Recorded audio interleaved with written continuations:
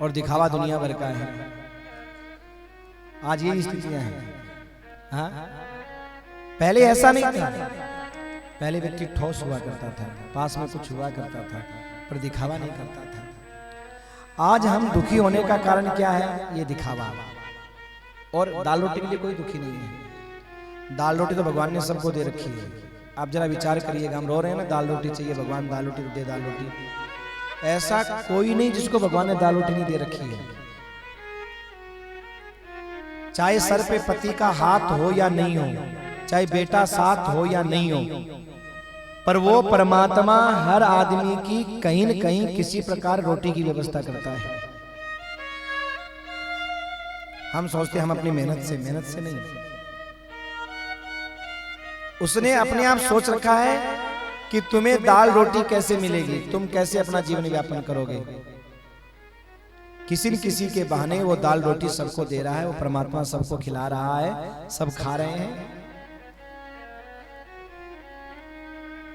ये उस परमात्मा की कृपा है। भले ही हम ये सोचें कि हम किसी को खिलाते हैं, हम कोई घर चलाते हैं, पर नहीं सजनों, चलाने वाला वो है। दाल रोटी की किसी के कमी नहीं है। कमी किस चीज की है? हमने पड़ोस में बड़ी सी कोठी देखी, हमारा मन कर रहा है ऐसी कोठी हमारी भी बने, बस कमी इस बात की है। हमने किसी के पास बढ़िया मोबाइल देखा, हमारा मन करता है मोबाइल हो तो ऐसा ही हो, बस कमी इस बात की है। हमने किसी की सुंदर ड्रेस देखी, और मन किया कि बहन कहाँ से लाई है, बोले मेरे पति लाए थे, बाहर गए थे। अब कमी इस बात की है कि महाराज वो घरवाली आके लड़ना शुरू कर देती है। लो, उसके पति तो बाहर लेकर के जाते हैं, और तुम हमको जो है ना अभी गांव में कहीं घुमा के नहीं लाते। कमी इस बात की है, हमें किसी की बराबरी नहीं करनी। भगवान ने जो दिया है, जैसा दिया है, रूखा सूखा खाई के ठंडा पानी पीओ, देख पराई चूपरी तू मत ललचाए। उसने हमें किसके लिए बनाया है, क्यों बनाया है, ये हम नहीं समझ पाते। ध्यान रखिएगा, हम उस परमात्मा के हाथ की एक कठपुतली हैं, एक कठपुतली हैं। भगवान को हर कठपुतली हर उसके लिए बनाई गई। जैसे मान के चलिए, रामावतार में जब भगवान विश्वामित्र जी के साथ जा रहे थे, तो वहां पर सुबाहु आया, मारीच आया। तो भगवान जैसी मारीच सामने आया तो भगवान ने मन में सोचा, रे इसका तो अभी काम ही नहीं है यहाँ पर, ये यहाँ क्यों आ गया। इस कठपुतली को तो मैंने रावण के उस समय के लिए बनाया है जब वो सीता का हरण करेगा, ये अभी बीच में ही आ गया, ये पात्र गलत आ गया, तो बिना फन का बाण मार के उसे फेंक दिया वहीं पे, तू वहां जा, यहाँ तेरा क्या काम है। तो किस पात्र को क्या करना है, ये उस परमात्मा ने पहले से निश्चित किया है। इसलिए जो भक्त होता ना, वो भगवान से एक ही बात कहता है, प्रभु मैं कठपुतली तेरे हाथों की,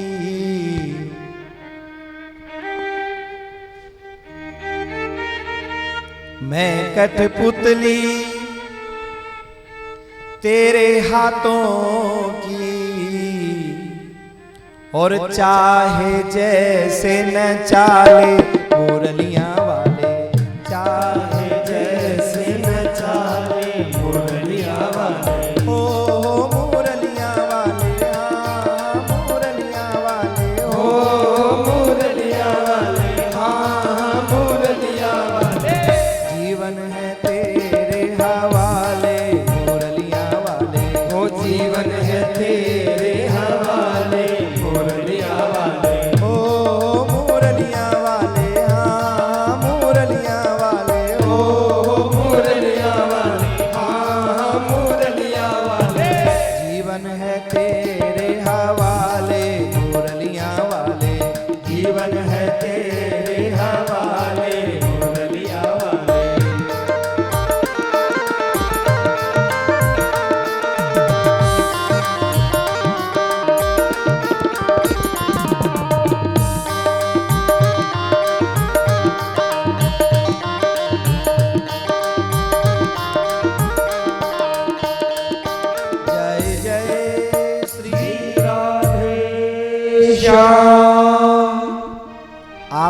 भगवान से यही कहो, ठाकुर मैं कठपुतली तेरे हाथों की और चाहे जैसे नचा ले।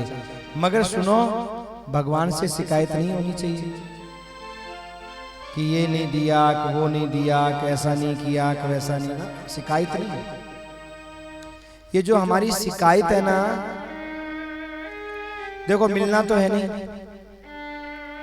ध्यान रखिएगा। जो ठाकुर ने निश्चित कर दिया कि हमें ये चीज नहीं मिलनी, मिलनी नहीं है। जब मिलनी नहीं है तो ठाकुर से शिकायत नहीं, भगवान से कहो हाँ हमारी भी ऐसी इच्छा थी, हमें नहीं चाहिए। बोलो, अपनी इच्छा मत चलाइए, ठाकुर की इच्छा में अपनी इच्छा मिला दीजिए, बात खत्म। राजी हम उसी में, राजी हम उसी में जिसमें तेरी रजा है, और यहाँ भी वाह वाह है, और वहां भी वाह वाह है। हे ठाकुर, हम उसी में प्रसन्न हैं जिसमें तू प्रसन्न है। लड़ाई झंझट ही खत्म है, लड़ाई झंझट खत्म मेरे भाई।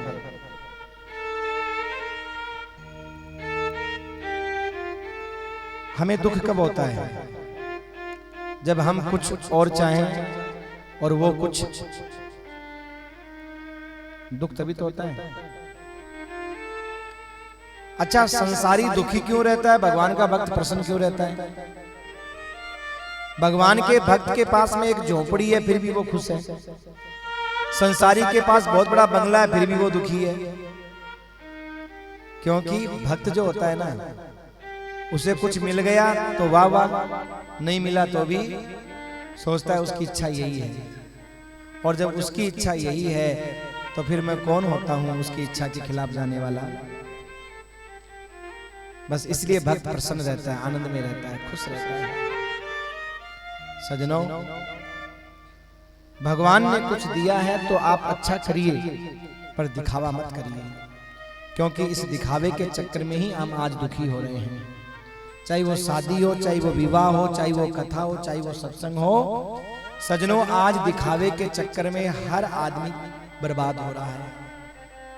एक भाई ने अपनी बेटी की शादी में 2 करोड़ लगा दिए, दूसरा भाई मन में सोचता है मैं अपने भाई पर टांग फेर दूं तब काम चले महाराज, मैं 3 लगाऊं तब कोई बात हो। अब ये कोई बात है? उसके यहाँ 4 कमाने वाले हैं, तेरे यहाँ एक भी ढंग से कमाने वाला नहीं है, तो क्या बराबरी करेगा उसकी? इन बातों को हृदय में बैठा लीजिए कि भगवान ने जो हमें दिया है, जितना दिया है, हम कोई भी काम करेंगे उसी हिसाब से करेंगे। और किसी की भी संपत्ति को देख करके, धन को देख करके, वैभव को देख करके कभी नहीं सोचेंगे प्रभु हमें भी ऐसा कुछ दे। हम तो ये कहते हैं जो हमारे नसीब में है वो दे। पति नसीब में है तो दे, नहीं है तो कोई बात नहीं। देना चाहते हो बेटा तो दो, नहीं तो कोई बात नहीं। अगर कोठी में रखना चाहते हो तो ठाकुर तुम्हारी मर्जी, नहीं रखना चाहते हो तो तुम्हारी, बस जिंदगी में प्रसन्न हो जाओगे मेरे भाई, खुश हो जाओगे। और नहीं तो रोते रहोगे, मिलना भी कुछ नहीं है। देखिए, मिलना भी नहीं है, रोते भी रहे, मिला भी कुछ नहीं, और अंत में रोते रोते दुनिया से चले गए। इससे अच्छा तो ये है ना कि भगवान ने जैसी हमारे साथ परिस्थितियां रखी है उसी में हम कहते हैं हाँ ठाकुर मेरी भी इच्छा यही थी। आपने वो कथा सुनी है ना, नाव में कुछ लोग जा रहे थे, एक महात्मा भी बैठे थे। नाव में पानी भरने लगा तो सब लोग पानी को निकाल निकाल के बाहर फेंक रहे थे कि नाव पानी भर जाएगा तो डूब जाएगी। महात्मा जी भी कमंडल से पानी निकाल निकाल के बाहर फेंक रहे थे, पर नाव का पानी बढ़ता ही जा रहा था। जब नाव का पानी बढ़ता जा रहा था तो महात्मा जी ने मन में सोचा ऐसा लगता है कि भगवान की यही इच्छा है कि ये नाव डूब जाए। तो और लोग तो नाव का पानी निकाल करके बाहर डाल रहे थे, महात्मा जी नदी से लेकर के पानी नाव में डालना शुरू कर देते हैं। ये ले, अगर तेरी इच्छा इसे डुबाने की है तो मैं कौन होता हूं इस नाव को बचाने वाला। ये ले, डुबा डुबा। सब लोग मन में सोचने लगे लगता है बाबा जी पागल हो गया, अरे हम तो पानी बाहर निकाल रहे हैं और ये बाबा जी पानी इसी में डाला है।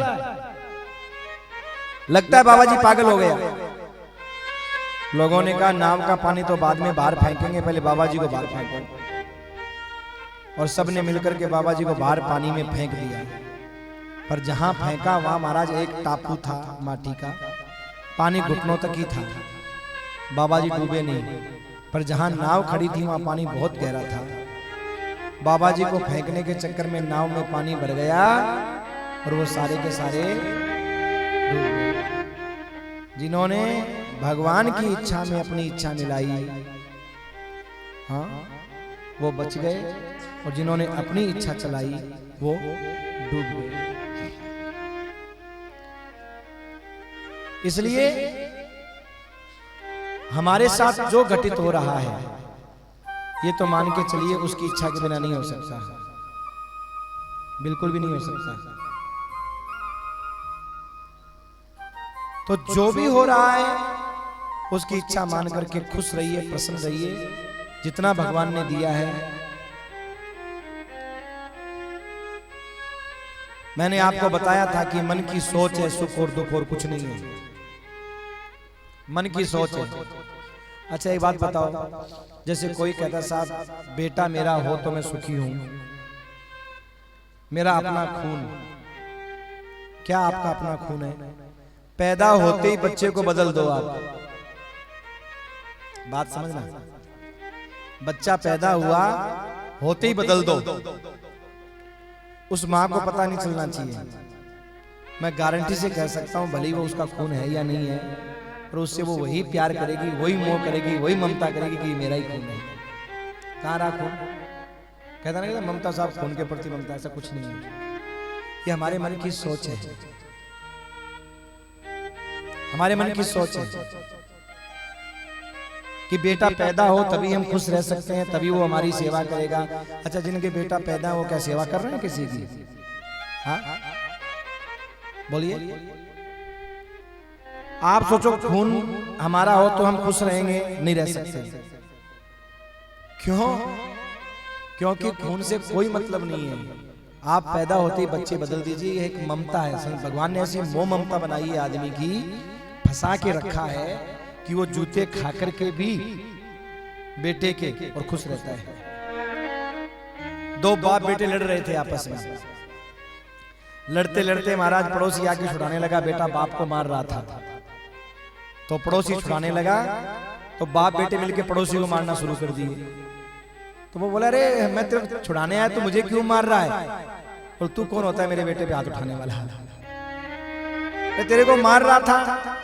बोले मेरा है, मारेगा तो मारेगा। यही तो मूर्खता की सोच है। मेरा है पैदा किया, मारेगा।